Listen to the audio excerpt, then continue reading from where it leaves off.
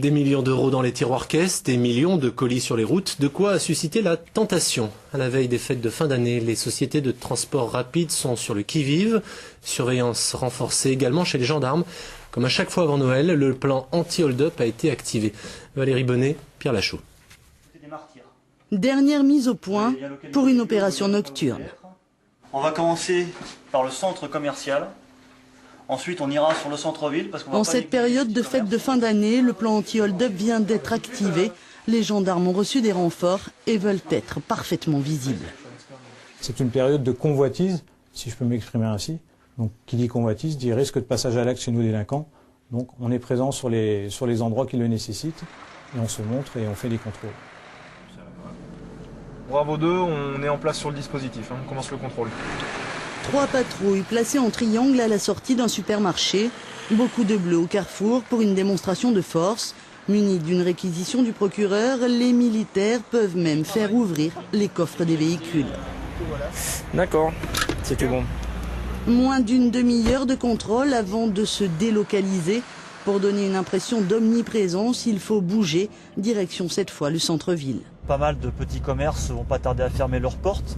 Les caisses des magasins vont être bien remplies. Et cette surveillance est importante pour pouvoir justement protéger les commerçants qui vont repartir avec une partie de leurs recettes. Actuellement, les forces de l'ordre multiplient ainsi les quadrillages à découvert, imprévisibles mais bien visibles. Dans le privé, d'autres ont investi à l'abri des regards. Les colis qui transitent dans ce dépôt sont observés 24 heures sur 24 dans un lieu tenu jalousement secret. Voilà, ce centre est équipé d'un sas blindé, de murs blindés et de fenêtres blindées. Donc d'ici, on supervise nos 120 centres en matière de vidéosurveillance, de détection d'intrusion et de contrôle d'accès, mais aussi nous suivons nos véhicules en GPS.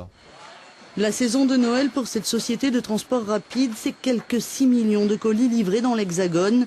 Beaucoup de matériel informatique ou vidéo, des produits à forte valeur ajoutée, dont les plus précieux sont doublement protégés.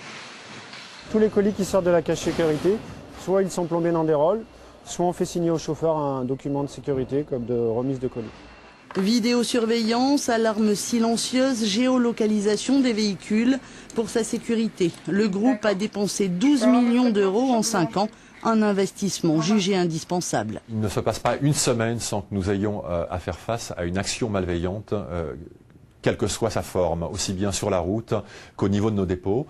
Sur nos dépôts, ça peut être des tentatives de cambriolage, et je parle bien de tentatives parce qu'elles échouent la plupart du temps, et sur la route, notamment en cours de livraison, des forçages de serrures, des tentatives de vol de véhicules, mais qui généralement échouent grâce au dispositif que nous avons mis en place.